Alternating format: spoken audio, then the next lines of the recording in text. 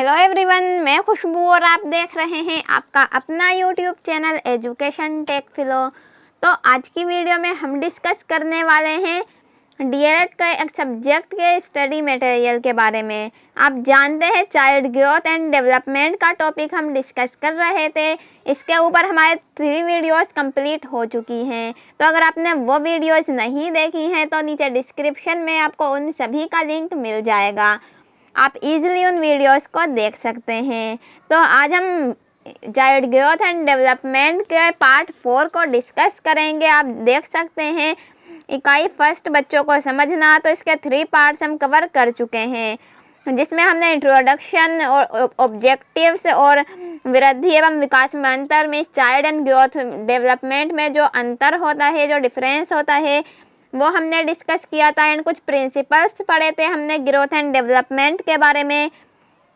And जो relation होता है ग्रोथ एंड डेवलपमेंट में वृद्धि और विकास के बीच संबंध हमने डिस्कस किया था। प्रभावित करने वाले कारक भी हम डिस्कस कर चुके हैं, तो यहाँ तक हमने डिस्कस कर लिया था। आज की वीडियो में हम डिस्कस करेंगे वृद्धि एवं विकास के स्तर, कि वृद्धि एवं विकास के क्या क्या स्तर हैं। तो इसको 2 पार्ट्स में डिवाइड किया गया है। आप देख सकते हैं वृद्धि के स्तर शैशवावस्था से बचपन तक और उनके तात्पर्य। सेकंड पार्ट है हमारा शिक्षण और अधिगम प्रक्रिया के लिए विकास के स्तरों के तात्पर्य। तो आज की वीडियो में हम ये टॉपिक्स डिस्कस करने वाले हैं।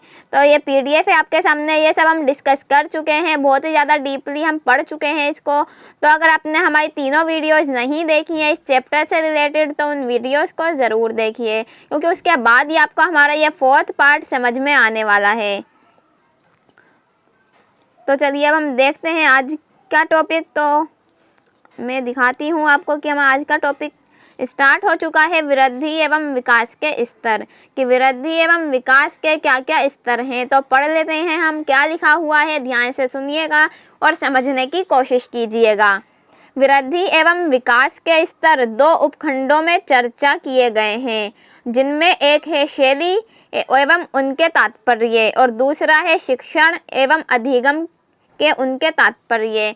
जो हमारा वृद्धि एवं विकास के स्तर हैं उसे 2 पार्ट्स में डिवाइड किया गया है, एक शैली में और एक अधिगम जो हमारा स्टार्टिंग प्रोसेस है में शिक्षण का, जो हम स्टडी ग्रहण करते हैं, जो हम सीखते हैं, तो उसका जो फर्स्ट स्टेज है यानी कि प्राइमरी स्टेज है, तो उसमें डिवाइड किया गया है।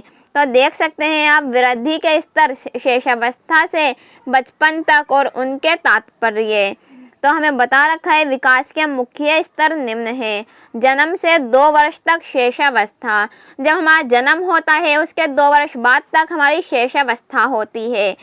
फिर 2 वर्ष से 6 वर्ष तक प्रारंभिक बचपन, मीन्स हमारे बचपन की स्टार्टिंग होती है। जो हमारा बचपन होता है, जो उसमें हमारी जो नई नई चीज़ें होती हैं, नए नए हमारे अंदर जो डेवलपमेंट होते हैं, जो ग्रोथ होती है हमारे अंदर, वो सब प्रारंभिक बचपन में ही होती है।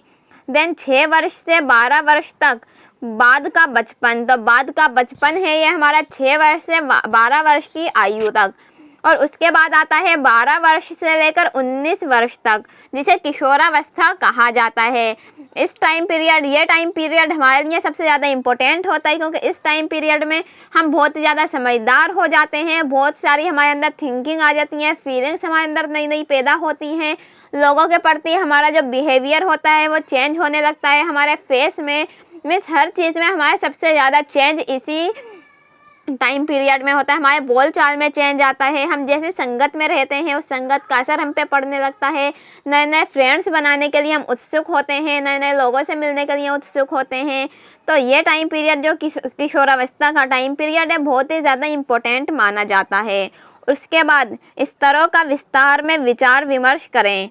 जन्म से 2 वर्षों तक शैशवावस्था, प्रारंभिक बचपन 2 वर्ष से 6 वर्षों तक। तो हमें बता रखा है कि क्या क्या बदलाव होते हैं 2 वर्ष से लेकर 6 वर्ष तक। तो 2 से 6 वर्षों की आयु की अवधि के दौरान शारीरिक आयाम में वृद्धि उतनी त्वरित नहीं होती जितनी कि शैशवावस्था में अनुभूत की जाती है। बच्चा एक वयस्क के शारीरिक समानुपातों का आकलन करना शुरू करता है।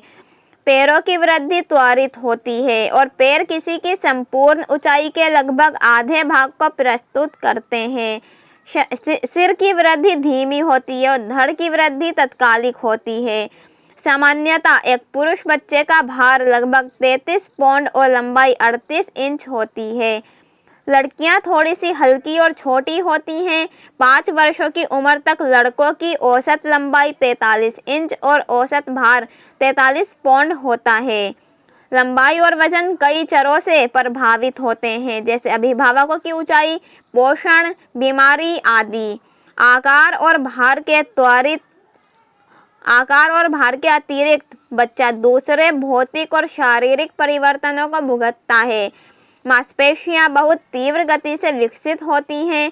बड़ी मांसपेशियां अच्छी तरह विकसित होती हैं। अपेक्षाकृत छोटी और सूक्ष्म मांसपेशियों के जब शारीरिक परिवर्तन श्वसन में आता है तो हृदय गति बढ़ जाती है और रक्तचाप नियमित रूप से ऊपर जाता है। मस्तिष्क अपने वयस्क भार का 90% विकसित हो जाता है। इस स्तर के अंत तक मस्तिष्क में तंत्रिका तंत्र परिपक्वता के समीप आ जाती है। तो ये आपने पढ़ा कि 2 वर्ष से लेकर 6 वर्ष तक एक बच्चे में क्या क्या बदलाव होते हैं, क्या क्या ग्रोथ एंड डेवलपमेंट होती है। जैसे कि हमें बताया गया है कि लड़का जो होता है थोड़ा ज़्यादा लंबा होता है, उसका वेट जो होता है वो भी ज़्यादा होता है। वहीं दूसरी ओर अगर हम बात करें किसी लड़की की, तो लड़की की हाइट थोड़ी कम होती है, उसका वेट भी थोड़ा कम होता है। और किसी भी बच्चे की लंबाई किस पर डिपेंड है, उसके अभिभावकों की यानी कि उसके पेरेंट्स की ऊंचाई पर, उसके पोषण पर या फिर बीमारी पर। इन 3 चीज़ों पर हमारी जो हाइट होती है वो डिपेंड होती है कि हमारे पेरेंट्स की हाइट अगर कम है तो हम कितनी भी कोशिश कर रहे हैं उसे बढ़ा नहीं सकते। अगर वो बढ़नी नहीं है तो अगर हमारी हाइट हमारे पेरेंट्स पर जानी है तो उन्हीं की तरह हम होंगे, लंबे या छोटे। जैसे हमारे पेरेंट्स होंगे वैसे ही हमारी हाइट होगी। या फिर सेकेंड थिंग ऐसा होता है कि हमें पौष्टिक आहार नहीं मिल पाता, जिसकी वजह से हमारे जो बॉडी को पोषण की ज़रूरत होती है वो सही से नहीं मिल पाता, तो इस वजह से भी हमारी हाइट नहीं बढ़ पाती। या फिर किसी बीमारी के कारण भी ऐसा होता है कि एक बच्चे की हाइट या वेट नहीं बढ़ पाता। देन उसके बाद मांसपेशियों का और मस्तिष्क के बारे में बताया गया है, श्वसन क्रिया के बारे में बताया गया है, हृदय गति के बारे में बताया गया है, जो कि आपने बहुत ज़्यादा ध्यान से सुना होगा और आपको समझ में भी आ गया होगा। तो सेकंड थिंग हम बात करते हैं बोधात्मक विकास। जो बुद्धि का विकास होता है वो किस तरह से होता है। प्रारंभिक बचपन में बच्चा विविध प्रकार के गति कौशलों का विकास करता है जो बाद में दोहराई जाती हैं। स्वयं भोजन करना, स्वयं कपड़े पहनना, नहाना, कंघी करना, खिलौनों से खेलना, पेंसिल का उपयोग करना, उछलना, कूदना आदि 5 से 6 वर्षों को उम्र में विकसित होते हैं। बोधात्मक विकास सामूहिक गति संचालनों से शुरू होकर विभेदीकरण और एकीकरण तक होता है। 2 वर्ष से 5 वर्ष की आयु के बच्चों के लिए मानदंड की सारणी निम्न है। तो 2 वर्ष से लेकर 5 वर्ष तक की आयु में बच्चे को क्या क्या मानदंड होते हैं वो हमें बताया गया है। इससे पहले हमें यह बताया गया है कि जब एक बच्चे का बोधात्मक विकास होता है, में जब प्रारंभिक बचपन होता है बच्चे का, तो उसमें जो बच्चे विकास करता है उन चीज़ों को बार बार दोहराता है। ऐसा नहीं कि सिर्फ 2 वर्ष से अब 6 वर्ष तक ही वो दोहराए, बल्कि पूरी लाइफ वो दोहराता रहता है। अब वो क्या क्या कार्य हैं, स्वयं भोजन करना। अब भोजन तो हम पूरी लाइफ ही करते हैं, जब तक हम जीते हैं तब तक हम खाना खाते हैं। तो इसी तरह स्वयं भोजन करना कब सीखते हैं, हम बचपन में सीखते हैं। बचपन से मृत्यु तक हम उस चीज़ को दोहराते रहते हैं। एक साल में 1 बार नहीं बल्कि दिन में 5-6 बार, और ज़्यादा भी हो जाता है किसी का कम भी हो जाता है। स्वयं कपड़े पहनना, अब हम ये काम तो खुद ही करते हैं। नहाना, कंघी करना, खिलौनों से खेलना, पेंसिल का उपयोग करना, उछलना, कूदना, तो ये सारे काम ऐसे हैं जो हम डेली करते हैं अपनी मृत्यु होने तक। तो आपको समझ में आ गया होगा। देन उसके बाद ये हमें टेबल दे रखी है, यह भी हम देख लेते हैं। विकास का मानदंड, तो गति दे रखी है कि किस टाइप्स की गति होती है, क्या क्या होता है। सबसे पहले गति, जो विकास की गति होती है, 2 वर्ष में बिना सहायता के टहलता, उछलता, दौड़ता। 2 साल का जब बच्चा हो जाता है तो बिना किसी सहायता के चलने लगता है और टहलने लगता है, उछलता है, दौड़ता है। 3 वर्ष की आयु उछलता कूदता है, बहुत ही ज़्यादा उसमें मीन्स उछलने कूदने की वो आ जाती है। देन 4 से 5 वर्ष मुक्त और सक्रिय गति संचालन संगीत के प्रति प्रतिक्रिया करता है। जब बच्चा 4 या 5 साल का हो जाता है तो वो स्वतंत्र यानी कि इंडिपेंडेंट हो जाता है, बिना किसी सहायता के, बिना किसी डर के वो खुद चलने लगता है और किसी म्यूज़िक के प्रति उसका आकर्षण बढ़ जाता है। कोई म्यूज़िक सुनता है तो उसकी बॉडी खुद ही उसकी बॉडी खुद ही एक्टिव सी हो जाती है, मीन्स वो कुछ अपने हाथ पैर हिलाने लगता है, मूवमेंट करने लगता है कुछ इस तरह से। तो संगीत के प्रति प्रतिक्रिया करता है। देन सूक्ष्म गति समन्वय। अब सूक्ष्म गति समन्वय क्या है? नकल करना, आकारों को मिला सकता है, समानताओं और असमानताओं को देख सकता है, रोगों को नाम दे सकता है। अब जो सूक्ष्म गति का समन्वय होता है वो हल्की हल्की गति से कार्य होता है, जैसे नकल करना, किसी को देख रहा है उसको देखकर कुछ कार्य करना। मीन्स छोटे बच्चे नकल उतारते हैं, जैसे किसी ने कुछ बोला तो उसी को बार बार रिपीट करे जाते हैं। तो यह सारी चीज़ें यहाँ बताई गई हैं। उसके बाद आकारों को मिला सकता है, समानता असमानताओं को देख सकता है। मीन्स जैसे कि कोई भी 1-2 चौकोर डब्बे हैं तो उन 2 चौकोर को ये दोनों तो एक जैसे हैं, इस तरह से बच्चे करते हैं।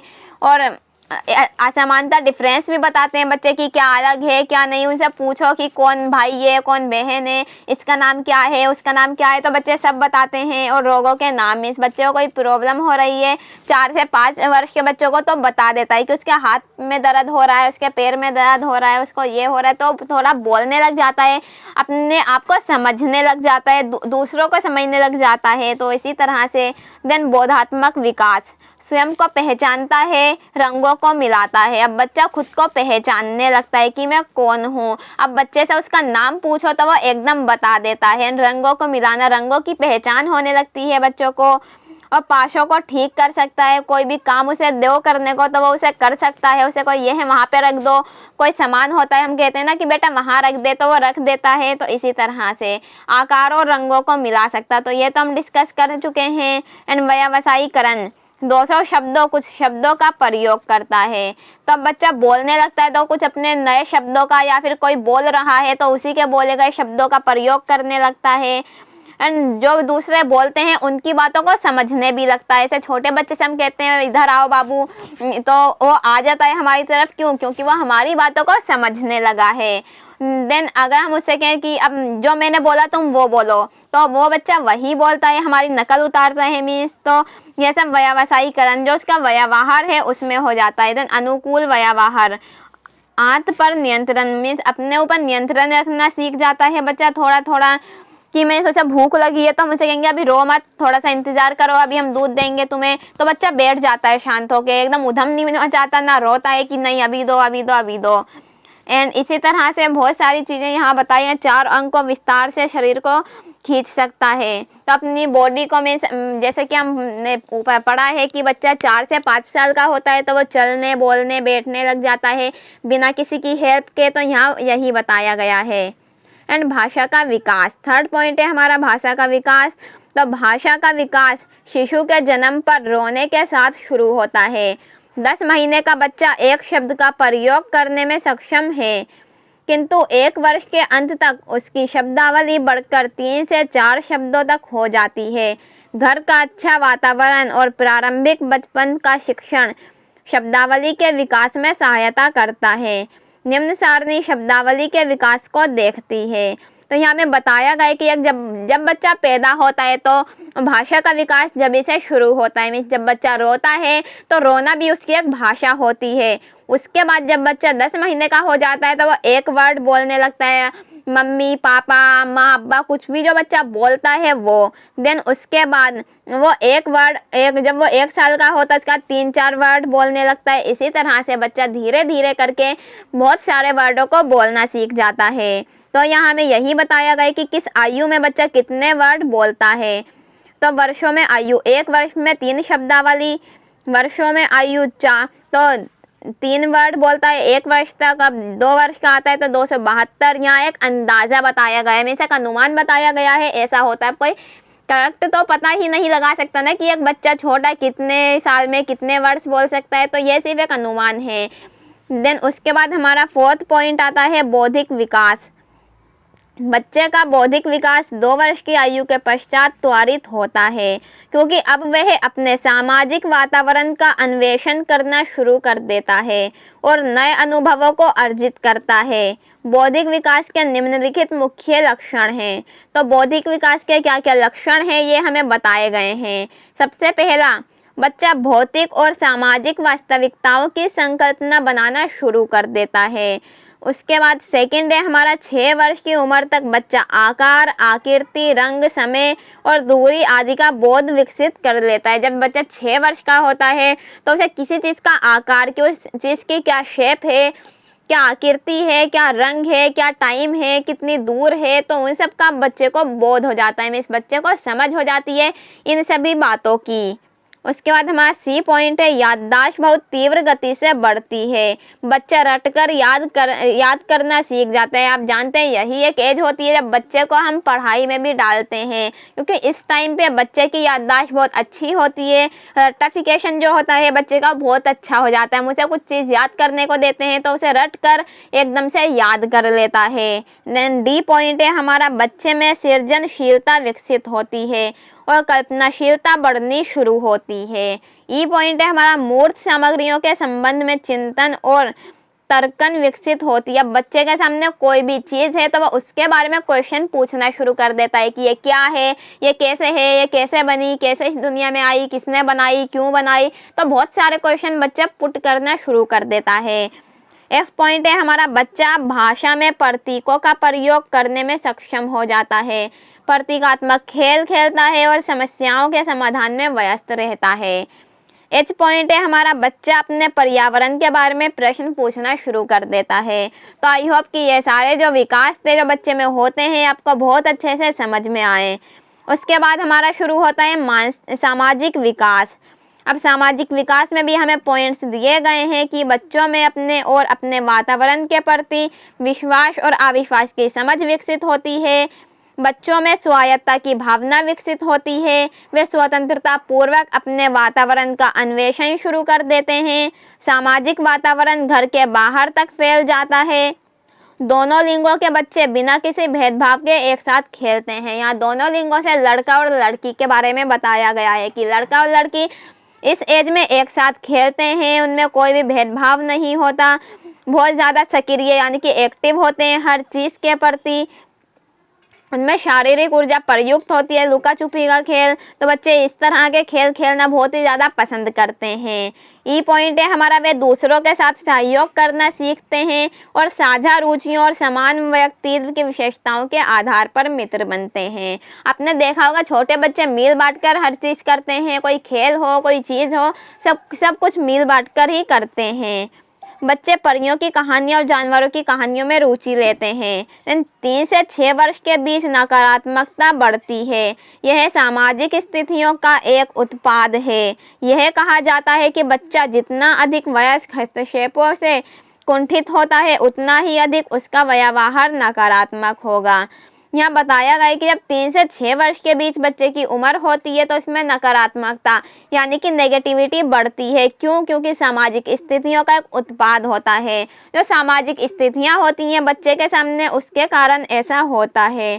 तो बच्चा जितना ज़्यादा अपने हाथ से कार्य करेगा उस टाइम पीरियड में तो उतना ज़्यादा वो नकारात्मक होगा। इसीलिए उसका ध्यान ज़्यादा हमें खेल कूद में ही रखना चाहिए, किसी कार्य में नहीं लगाना चाहिए। उसके बाद भावात्मक विकास आता है कि इस टाइम पीरियड में बच्चे में किस तरह की भावनाएं उत्पन्न होती हैं। जीवन में विशेष स्थिति का सामना करने में भावनाएं हमें ऊर्जा देती हैं। वे हमारे व्यवहार के लिए एक उत्प्रेरक के रूप में कार्य करती हैं, मीन्स एक मोटिवेट के रूप में कार्य करती हैं। भावनाएं जीवन में दैनिक अनुभवों में आनंद जोड़ती हैं। डी पॉइंट है, वे समाज में सामंजस्य को प्रभावित करती हैं। उच्च भावनात्मक स्थितियाँ मानसिक साम्य को बाधित करती हैं। चिंतन और तर्कन विघटित होती हैं। भावनाएं व्यक्ति के बीच संप्रेषण का एक माध्यम प्रदान करती हैं और सामाजिक मानकों को सुनिश्चित करने के क्रम में व्यक्ति को उन्नत करने में दिशा निर्देश देती हैं। तो यह पॉइंट हमारे लिए बहुत इंपॉर्टेंट है कि भावनाएं व्यक्तियों के बीच संप्रेषण का माध्यम बनती है। संप्रेषण क्या होता है?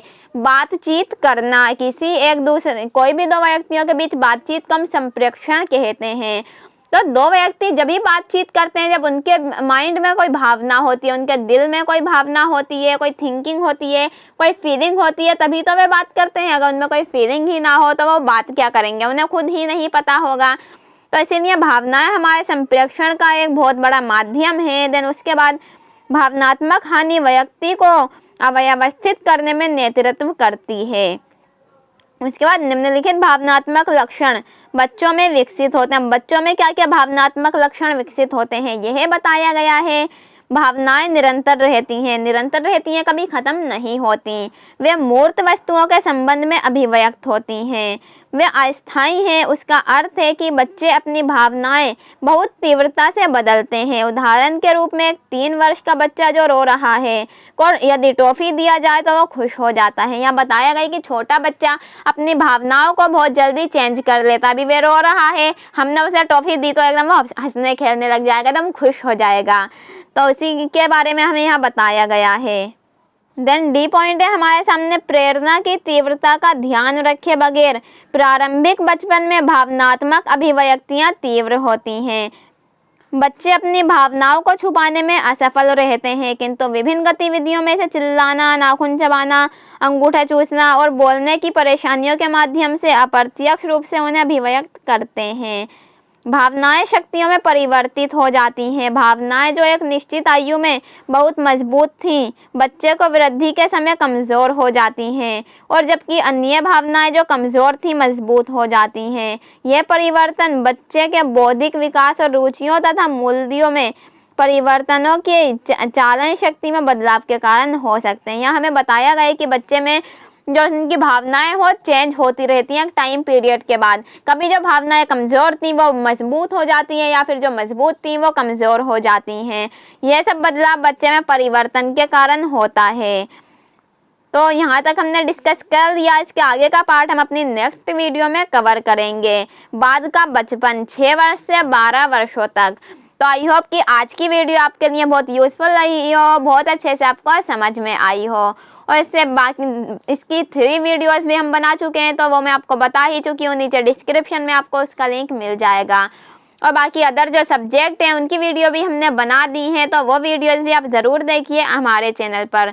और अगर आपने हमारा चैनल अभी तक सब्सक्राइब नहीं करा है तो जल्द से जल्द कर लीजिए, क्योंकि हमारे चैनल पर आपको DLED and other competitive exam से रिलेटेड सभी वीडियोज़ अवेलेबल मिलेंगी।